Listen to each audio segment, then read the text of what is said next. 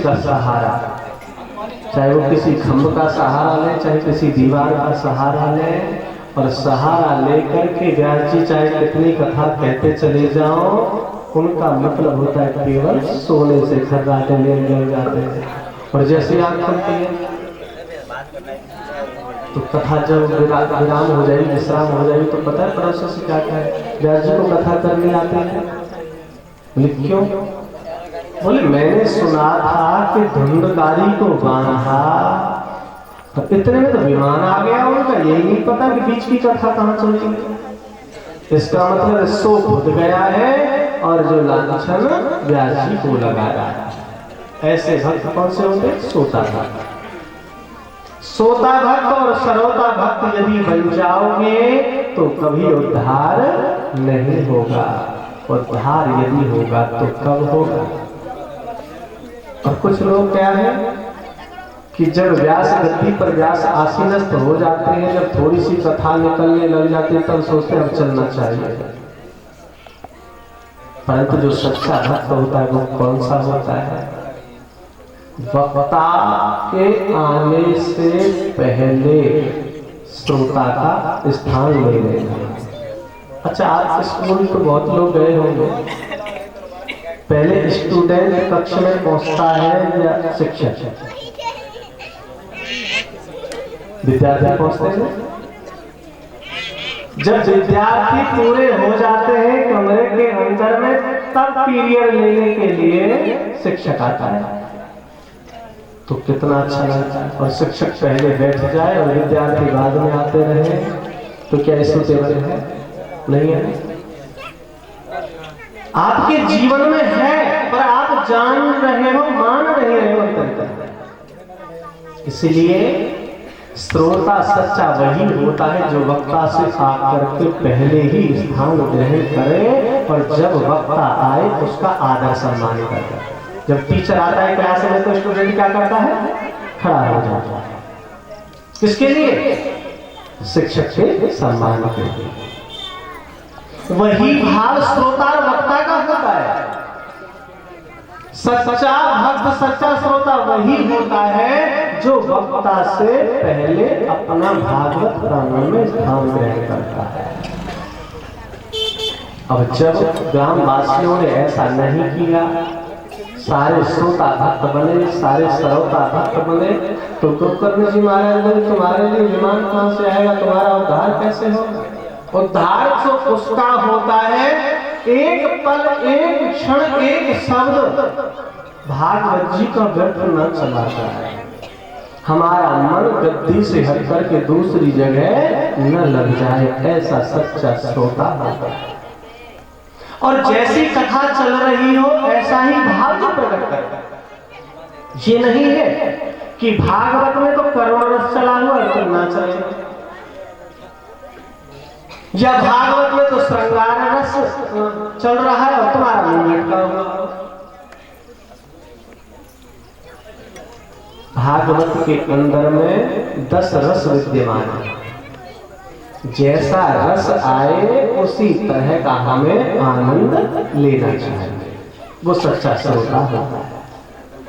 वक्ता के आने से पहले हमें अपने कार्यों से निवृत्त होकर के स्थान ग्रहण कर लेना चाहिए, वो सच्चा भक्त होता है, सच्चा श्रोता होता है।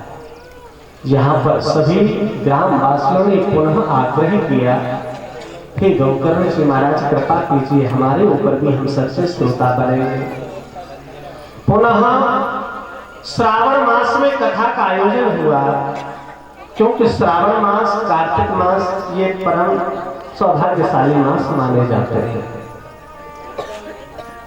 आप भी बड़े सौभाग्यशाली हैं कि कार्तिक मास का जो प्रथमा तिथि है उससे आपकी कथा प्रारंभ होकर के, क्योंकि कार्तिक मास का एक एक दिन जो होता है वो देव दिन होता है, देवताओं का दिन माना जाता है।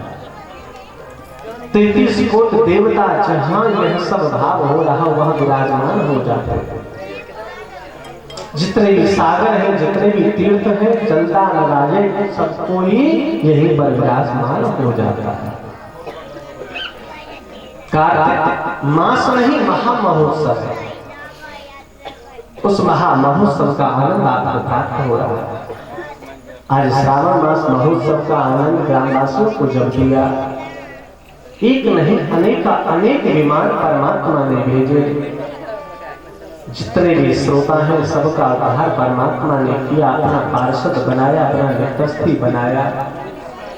भागवत जी के द्वारा सबका उद्धार किया गया। इसलिए श्रीमद् भागवती वार्ता प्रेत पीड़ा विनाशिनी। श्रीमद् भागवत की जो कथा है प्रेतों का भी उद्धार कर देती है, जन मानव का कल्याण कर डालती है। और ध्यान से सुने, ये केवल इंसान का मानव का ही कल्याण नहीं करती। श्रीमद् भागवत की जो कथा है वो तो लिखा हुआ है जीव मात्र का कल्याण करती है। उसको यदि कुत्ता भी श्रवण कर रहा हो, कोई भी जीव से श्रवण कर रहा हो तो उसका भी कल्याण हो जाता, आत्मकल्याण। श्रीमद् भागवत की कथा का आनंद लेते हुए सौनक जी ने पूछा, प्रभु इसकी विधि क्या है, ये किस तरह से करानी चाहिए? जहाँ पर सूत जी महाराज सौनक जी को बता रहे हैं, सबसे पहले भावना को जागृत करें, क्योंकि जब तक भावना जागृत नहीं होगी भागवत का आनंद प्राप्त नहीं होगा। किसी के पितृ रुष्ट हो जाते हैं, किसी के संतान न हो, किसी के असाध्य रोग हो जाए, यथा कोई भी विकृति यदि घेर ले तो उसके लिए श्रीमद् भागवत सप्ताह कथा ज्ञान यज्ञ का आयोजन कराएं। क्योंकि यदि रूप लावण्यता चाहिए तो लोग चंद्रमा की, यदि कर्ण भाव चाहिए तो अश्विनी कुमार जैसों की, जैसे जैसे देवता सबके यथा यथा काम है सबकी पूजा करनी पड़ेगी। और इतना जीव के पास में समय नहीं होता कि 33 करोड़ देवताओं की पूजा करें। कोई संसार में ऐसा है जो 33 करोड़ देवताओं की पूजा कर सकता है? नहीं कर सकता, क्योंकि 33 करोड़ देवताओं को नाम ही न जानता, गांव न जानता, स्थान न जानता, तो मान कैसे सकता है? आप पूरे गांव के अंदर जब अपना भोजन कोई कराते हो, व्यक्तिगत कोई शादी करते हो तो सबको बुलाते हो, एरिया वालों को या फिर मानने वाले जानने वालों को बुलाते हो। जानने वालों को कार्ड दिया जाता है, जानने वालों को कार्ड नहीं दोगे तो रुष्ट हो जाएंगे, अनजाने को कार्ड नहीं दोगे तो रुष्ट नहीं होंगे। इसका मतलब है देवताओं में भी जिसको हम मान्यता देते उसको नहीं मानोगे तो गड़बड़ हो जाएगी, जिसे जानते ही नहीं उसे ना मानोगे तो कोई गड़बड़ नहीं होगी। यथा इतने देवताओं की पूजा नहीं कर सकते हैं, परंतु एक सार संग्रह बनाकर के परमात्मा ने तैयार कर दिया कि श्रीमद् भागवत का जो सार है सभी शास्त्रों का, सभी वेदों का, सभी उपनिषदों का, पुराणों का, जितनी भी हमारी संहिताएं ऋचाएं सबका एक समूह सार श्रीमद् भागवत महापुराण। यथेच्छसी जैसी इच्छा है वही भाव परमात्मा प्रदान करता है श्रीमद् भागवत के द्वारा। जब हमारी इच्छा हो, अकामो सर्वकामो, भागवत दो प्रकार से कराई जाती है, एक तो कामना के लिए, एक निष्काम भाव के लिए। कि कोई कामना नहीं, मैं तो ठाकुर का नाम, मेरा भी कल्याण हो न हो पर जनता का कल्याण होता चला जाए, क्योंकि जनता ही जनार्दन है, परमात्मा का रूप माना जाता है। और उस जनता का आजकल ना वोटिंग सिस्टम में बड़ा दुरुपयोग हो रहा है। जनता को जनार्दन शास्त्र मानता है, पर उसी जनता से वोट लेकर के जो राजनीतिक है फिर पीछे उस जनार्दन को पूछते भी नहीं है। इसका मतलब हो गया कि जन जन के अंदर में परमात्मा का सुंदर अंश छिपा हुआ होता है। सबसे पहले अपना भाव बनाए मुझे भागवत करानी है, संकल्प तो हो जाए। सत्यनारायण की कथा में आप सुनते हो उस लकड़हारे ने इस प्रकार का संकल्प किया, तो संकल्प मात्र से क्या होता है? उस दिन उससे और दिनों से 54 दाम मिला। इसका मतलब सीधा सा है, जो मन को संकल्पित कर लेता है तो फिर सारी व्यवस्था को आप नहीं परमात्मा करने वाले हो जाते, करने वाले भी हो और कराने वाला भी हो। ऐसा सारा श्रीमद् भागवत कथा वैष्णव ब्राह्मण के मुख से ही श्रवण करें। भागवत पढ़ना वैष्णवानाम विशुद्धानाम, वो भी वैष्णव कैसा हो, बिल्कुल विशुद्ध वैष्णव।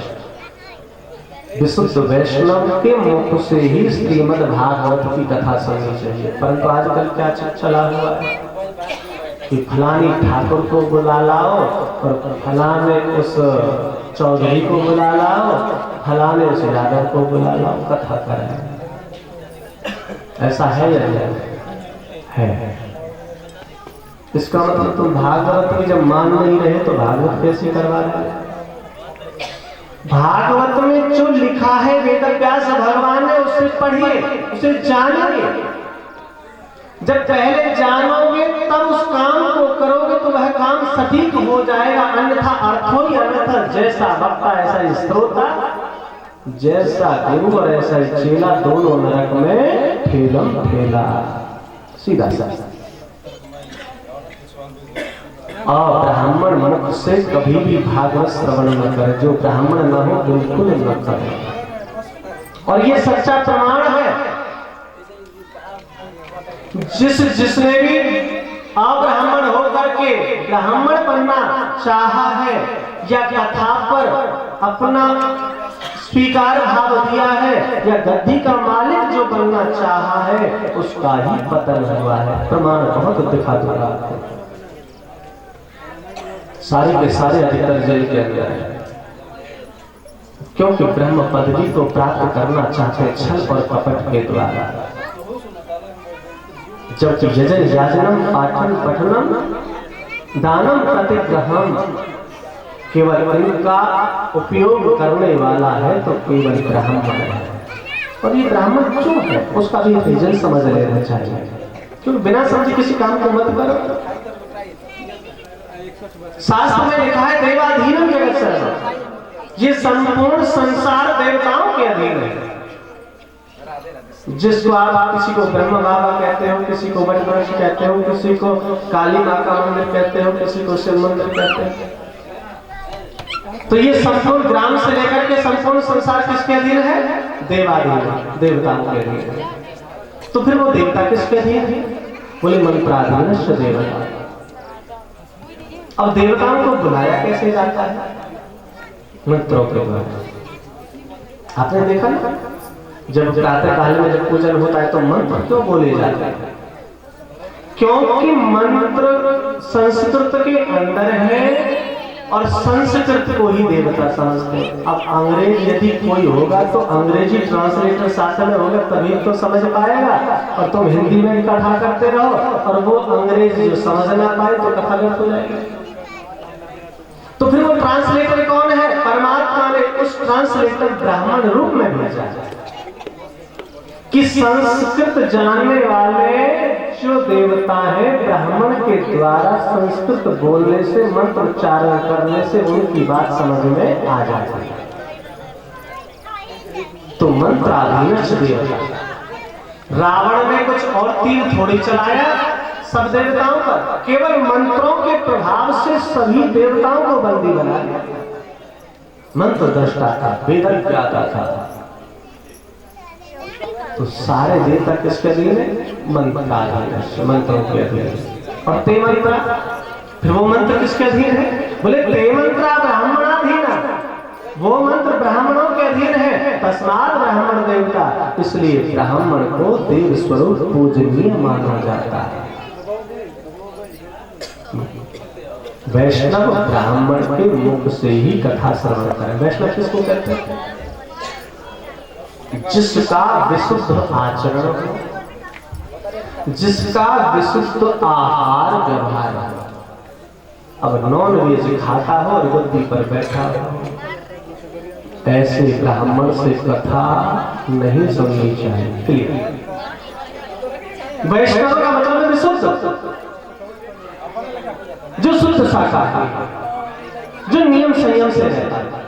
तभी तो हम आपसे नम्र निवेदन पिछली साल भी किया था कि हमको अपने घर में निमंत्रण कोई न दे, क्योंकि हम शुद्ध सात्विक खाने वाले, अपना रसोईया अपने साथ आ जाता और रसोईया भी ब्राह्मण ही रखते। हमारा जितना भी चाहे साधु समाज हो, चाहे वो संगीत परकर हो, सारा का सारा ब्राह्मण परकर, क्योंकि आप सब पूजनीय मानते हैं, उनकी पूजा करते हैं, तो कहीं अब्राह्मण भाव न आ जाए, आपका अहित न हो जाए। इसलिए जो भागवत की गरिमा को समझता हो, ब्राह्मण होना बड़ी बात नहीं है, वो एक गुण है, पर उसके अंदर की गुणवत्ता ब्राह्मण को होना जरूरी है।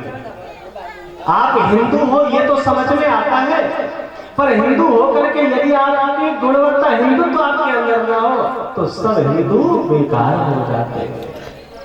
ब्राह्मण के अंदर ब्राह्मणत्व, हिंदू के अंदर हिंदुत्व, जब तक उसकी गुणवत्ता उसके अंदर नहीं होगी तब तक कोई शब्द सार्थक नहीं हो पाता है। प्रेम से बोलिए जय श्री कृष्ण। इसलिए सत्य ब्राह्मण के, विद्वान ब्राह्मण के पास में जाना चाहिए। जब खुद पढ़ा लिखा होगा तभी तो आपको कुछ देगा, और जिसके कुछ सदग्रंथ पढ़ाई ना हो तो आपको क्या दे सकता है? कहानी कहने से कथा तो नहीं होगी। इसका मतलब है विद्वता विद्वान ब्राह्मण के पास सबसे पहले नम्र निवेदन करना चाहिए। प्रभु हरि इच्छा हो रही है, कथा कराने की इच्छा है, तो आप समय